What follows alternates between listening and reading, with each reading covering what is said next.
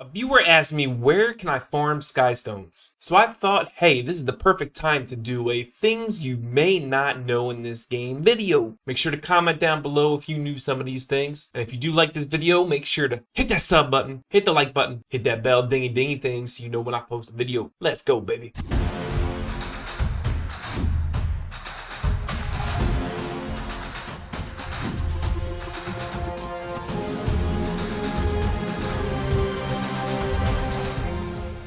There's a lot of good information in this video, so make sure to stick to the end. But let's talk about Skystones real quick. There will be a point in time when you need Skystones to enhance your runes or gear. Now, the thing about this game that I like so much, it's very user-friendly. Once you click on it and the description box comes up, you can then click on this blue GPS button. This will tell you how or where to obtain this material. It can be in a dungeon, profession, content, whatever. But if you notice with Skystones, it doesn't have that. I think the main reason is because the place where you can get it, like consistently farm it, is Expedition, which you unlock at the end of all the acts, which I'm completely slacking on, I know, and also in the battlefield, which is not in the game yet. However, technically you can farm it currently. If you go into your book and go into Creature Book, which you should be doing this any time that you are not manually playing the game, whether that's during work, during lunch, taking a poop, whatever, but mainly AFK night sleep, right? When you reach Act 4 in the Creature Book, this is where the monsters will start giving you Skystones once you start farming them. Act 4 has them on all the creatures pretty much, and Act 5 as well. All you gotta do is click on the monster, click on the location, and move to its place. There is a lot of rewards waiting for you in this Creature Book. Other places that you can get them by just unlocking and playing the game is in events. You can also get them in the guild shop. However, I would definitely get other things before you get Skystones in the guild shop. You can also get them in the daily challenges every day with Arena, and also the weekly challenge in Arena as well. And of course, the old credit card. Second thing you may not know, do your monsters sit around sometimes like your Soul Link monster and not cast any spells and you're at full mana? Go into the menu, go into settings, go into the game tab, scroll down until you see min mana to auto use monster skill. This is default set to 7. I set it to 5 because there's some Soul Lake monsters that have a mana cost of 5. I think 5 is probably the best setting, and it does make a difference, I've already seen. Also, this is another place where you can change your percentage of where you use potions. Or you scroll down a little bit more, you can turn off animations for cutscenes, for dungeons, and travel. It's a definite time saver. Something else you may not know.